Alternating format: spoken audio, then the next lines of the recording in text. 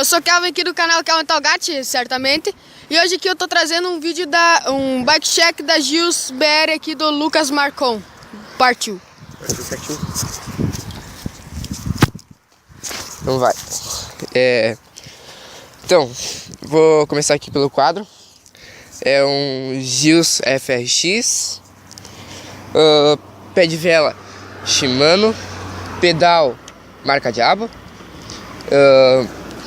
Freio Shimano 355, disco 160, cubo Joytech, tem aros VMAX, pneu Kenda. Esse pneu, pra mim, foi bom pra caralho. Canote Rig One,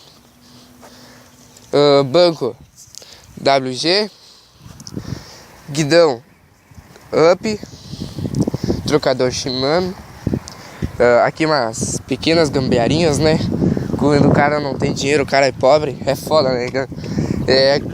É coisa de brasileiro. Mesa WG, caixa Neco, a suspa é uma Spiner, tá estourada, né?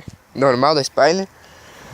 O pneu da frente é Desktone, alguma coisa assim. Paralaminha Mud.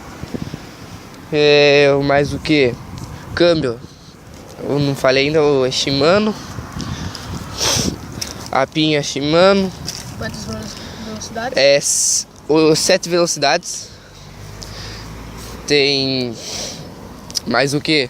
As manoplas Rig One também. Deixa eu ver mais o que. A abraçadeirinha aqui da Trans X. E eu acho que é isso daí.